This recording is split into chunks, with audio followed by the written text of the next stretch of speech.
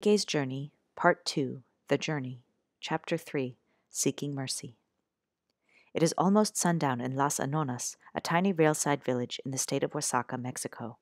A local field hand, Sereno Gomez Fuentes, is relieved to be done for the day. As he walks home along the tracks, he sees a startling sight. Before him is a battered and bleeding boy, naked except for his underwear. The boy is limping forward on bare feet, stumbling first one way, then another. His right shin is gashed. His upper lip is split. The left side of his face is swollen. His eyes are red, filled with blood. He is crying. He dabs at open wounds on his face with the filthy sweater he has found on the tracks. It is Enrique. He is 17. It is March 24th, 2000. Gomez hears him whisper, "Give me water, please." The knot of uneasiness in Gomez melts into pity. He runs into his thatched hut to fetch a cup of water and a pair of pants for the boy. Then, with kindness, Gomez directs Enrique to Carlos Carrasco, the mayor of Las Anonas. Enrique hobbles down a dirt road into the heart of the village. He encounters a man wearing a white straw hat and mounted on a horse. "Can you help me find the mayor?" Enrique asks feebly. "That's me," the mayor says. He brings his horse to a stop and stares. "Did you fall from the train?" Again Enrique begins to cry. When Mayor Carrasco sees Enrique's agony, he quickly dismounts. No matter what has happened, he will try to help, the mayor says. He takes Enrique's arm and guides him to his house next to the church. "Mom," Mayor Carrasco shouts. "There's a poor kid out here. He's all beaten up." The mayor's mother hears his urgent tone and rushes outside. He drags a wooden bench out of the church, pulls it into the shade of a tamarind tree, and helps Enrique onto it. Enrique's cheeks and lips are swelling badly. He's going to die, Mayor Carrasco thinks. The mayor's mother cleans Enrique's wounds with steaming water, salt, and herbs. She brings Enrique a bowl of hot broth filled with bits of meat and potatoes. He spoons it into his mouth, careful not to touch his broken teeth. He cannot chew. The villagers come to see. They stand in a circle around him. "Is he alive?" asks a stout woman with long black hair. "Why don't you go home?" someone else asks. "Wouldn't that be better?"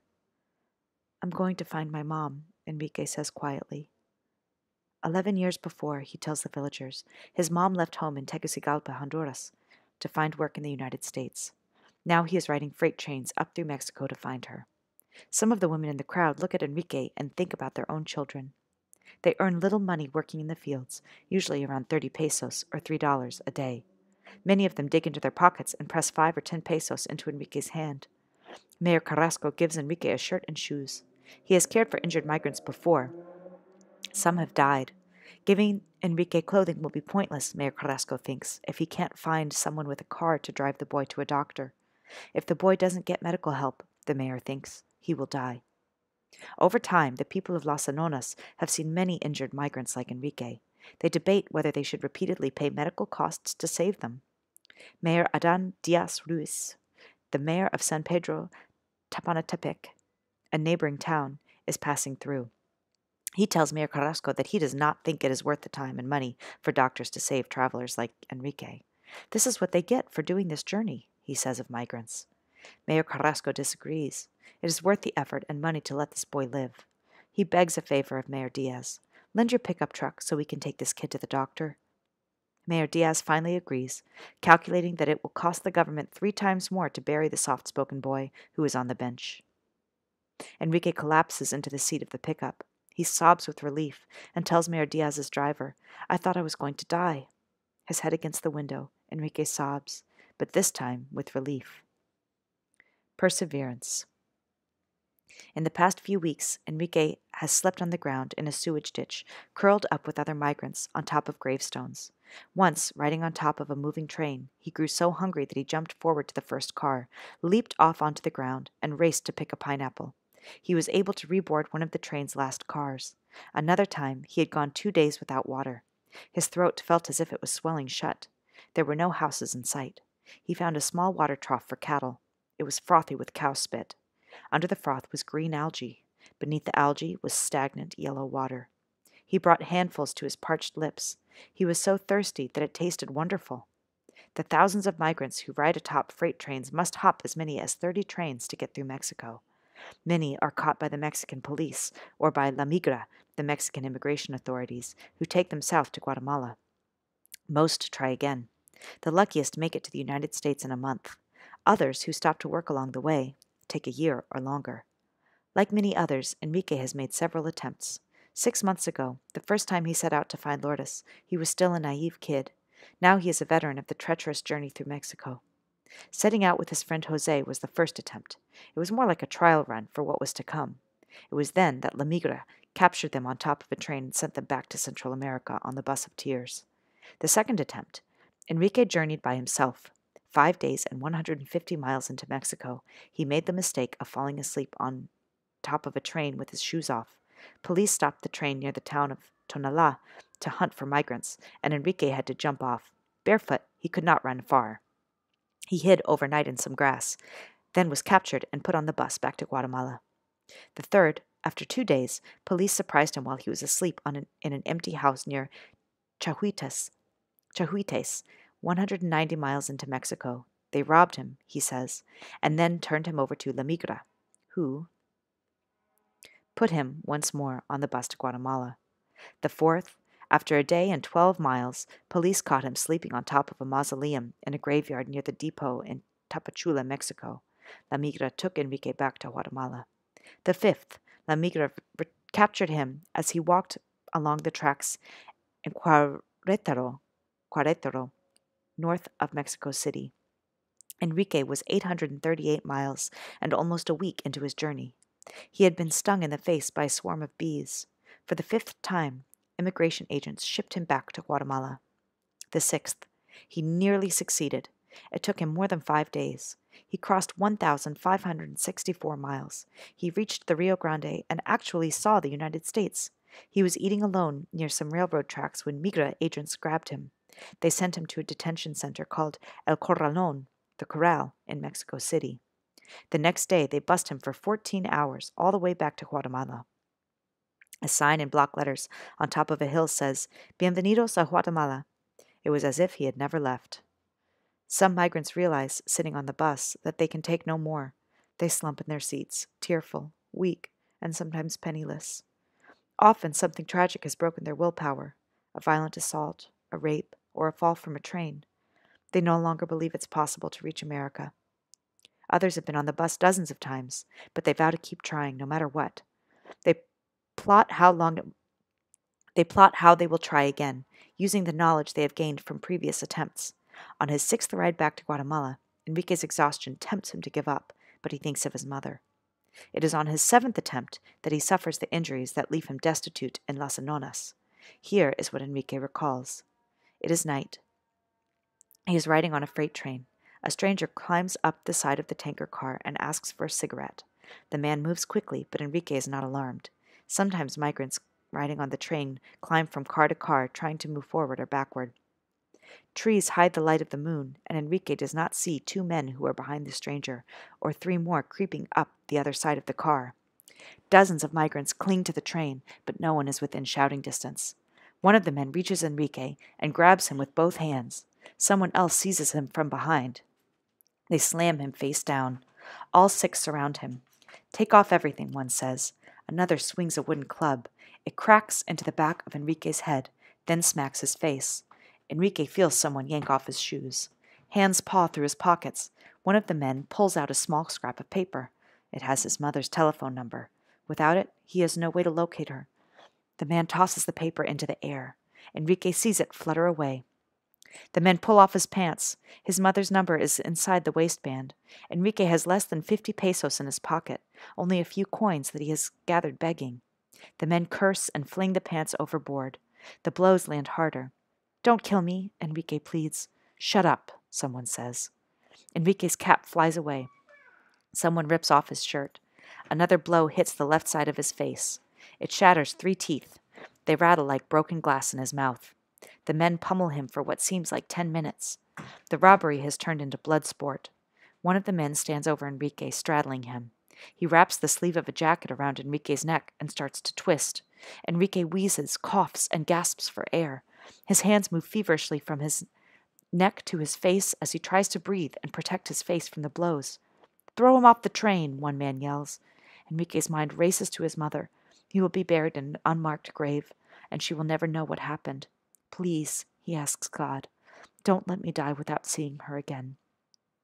The man with the jacket slips. The noose around Enrique's neck loosens. Enrique struggles to his knees, ready to run. He has been stripped of everything but his underwear. He manages to stand. He runs along the top of the fuel car, desperately trying to balance on the smooth, curved surface. Loose tracks flail the train from side to side. There are no lights. It is so dark he can barely see his feet. The train is rolling at what must be 40 miles per hour. Leaping from one car to another at such speed would be suicidal. Enrique knows he could slip, fall between the cars, and be sucked under. He stumbles, then regains his footing. In half a dozen strides, he reaches the rear of the car. He hears the men coming. Carefully, he jumps down onto the coupler that holds the cars together. It is just inches from the hot, churning wheels. He hears the muffled pop of gunshots and knows what he must do. He leaps from the train, flinging himself outward into the black void. He hits dirt by the tracks and crumples to the ground. He crawls 30 feet. His knees throb. Finally, he collapses under a small mango tree. Enrique cannot see blood, but he senses it everywhere. It runs in gooey dribbles down his face and out of his ears and nose. It tastes bitter in his mouth. Still, he feels overwhelming relief. The blows have stopped. Enrique sleeps for maybe 12 hours, then stirs and tries to sit. The sun is high and hot. Enrique's left eyelid won't open. He can't see very well. His battered knees don't want to bend. He grabs a stick and pulls himself up. Slowly, barefoot, and with swollen knees, he hobbles north alongside the trails. He sees a rancher and asks for water. "Get lost," the rancher says. Enrique grows dizzy and confused. He walks the other way, south along the tracks. After what seems to be several hours, he is back where he began, at the mango tree. Just beyond it is a thatched hut surrounded by a white fence. It belongs to field hand Sereno Gomez Fuentes, who watches as the bloodied boy stumbles toward him. Good medicine. Mayor Diaz's driver rushes Enrique to San Pedro Tapanaptepec, to the last medical clinic still open in the area that night. At the one-room clinic, Dr. Guillermo Toledo Montes huddles over Enrique, who is lying on a stainless steel table. He examines the boy's injuries. Enrique's left eye socket has a severe concussion. The eyelid is injured and may droop forever. His back is covered with bruises, and he has several deep gouges on his right leg. Hidden under his hair is an open wound. 2 of his top teeth are broken. So is one on the bottom. Dr. Toledo jabs a needle with local anesthetic under the skin near Enrique's eye, then into his forehead. He scrubs dirt out of the wounds and thinks of the migrants he has treated who have died. Many have fallen off a train, or, like Enrique, been beaten up by bandits or gangsters. Some have been shot. Injured migrants who cannot move sometimes have to wait 1 or 2 days until someone finally walks by, discovers them, and stops to help. Sometimes the ambulance workers must pry a flattened hand or leg off the rails to move the migrant. Other times, the migrant is dead by the time they arrive. Ambulance workers aren't supposed to transport dead people. Still, sometimes, they take the body away so vultures won't eat it. Some migrants who have lost an arm, a leg, or a foot are too ashamed to go back home to show their families what has become of them. Social workers say to the migrants who return, "Tell other people they are not to travel this way." "You should give thanks you are alive," the doctor says to Enrique. "Why don't you go home?" "No," Enrique shakes his head. "I have to go north." Politely, Enrique asks if there's a way he can pay for his care, as well as for the antibiotics and the anti-inflammatory drugs. The doctor shakes his head. He knows Enrique cannot pay for the treatment. At dawn, Enrique leaves, hoping to catch a bus back to the railroad tracks. People stare at his injured face. Without a word, one man hands him 50 pesos. Another gives him 20. He limps on, heading for the outskirts of town. The pain is too great, so he flags down a car. "Will you give me a ride?" "Get in," the driver says. Enrique does. It is a costly mistake. The driver is an off-duty immigration officer. He pulls into a Migra checkpoint and turns Enrique over. "You can't keep going north," the agents say. Next time, he prays, he will make it. He is ushered onto yet another bus, with its smell of sweat and diesel fumes, back to the Guatemalan border. He is relieved that there are no Central American gangsters on board this time.